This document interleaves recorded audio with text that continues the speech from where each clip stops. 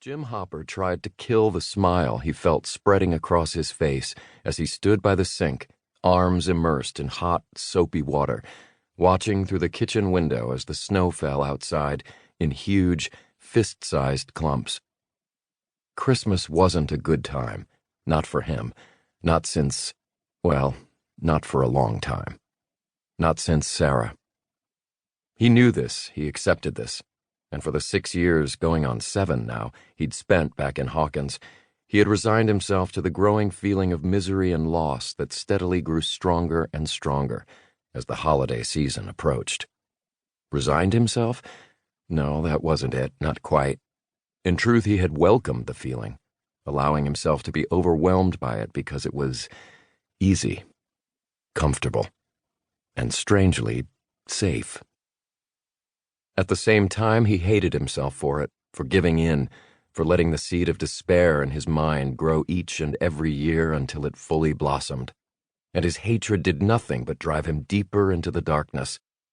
And the whole cycle went on and on and on. But not anymore. Not now. Not this year.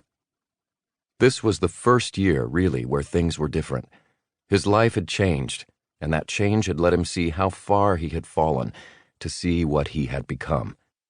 All because of her. Jane, his adopted daughter. Legally, officially, his family. Jane Hopper. 11. L.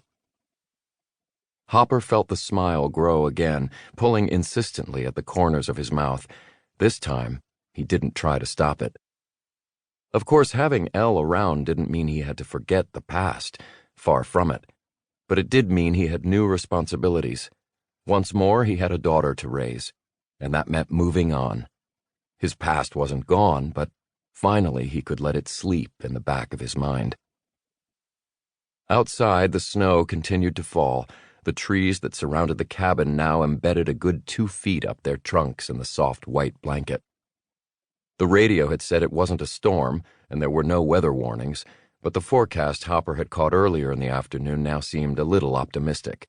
A generous dumping had been predicted over the whole county, but right now Hopper wondered if it had all landed in the few acres around his grandfather's old cabin. If you had to travel, the weather report had said, just don't. Stay inside. Keep warm.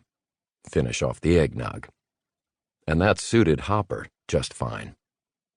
Elle, on the other hand, water's cold.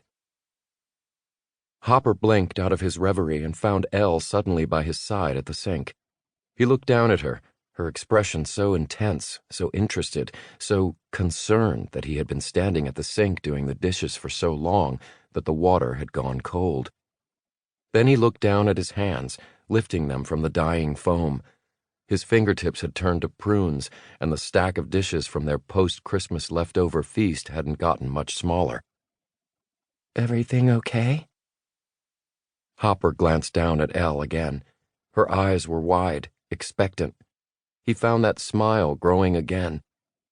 Damn it, he just couldn't help it. Yeah, everything's okay, he said. He reached over to ruffle her mop of dark curls, but she retreated with a grimace at the touch of his foam-covered hand. Hopper laughed, pulling his hand back and slipping the towel off the counter next to him. Drying his hands, he nodded back toward the den. You managed to raise Mike yet? Elle sighed, with perhaps a little too much drama, Hopper thought. But then again, everything for her was still new, and often, it seemed, a challenge. He watched as she headed back to the couch and picked up the hefty rectangle of her new walkie-talkie, holding it out to him, like he could somehow conjure up her friends out of the ether. They looked at each other, then after a few moments, Elle waggled the walkie-talkie impatiently. What am I supposed to do? Asked Hopper, slinging the kitchen towel over one shoulder. Is it not working? He took the device and turned it over in his hands. Can't need a new battery already.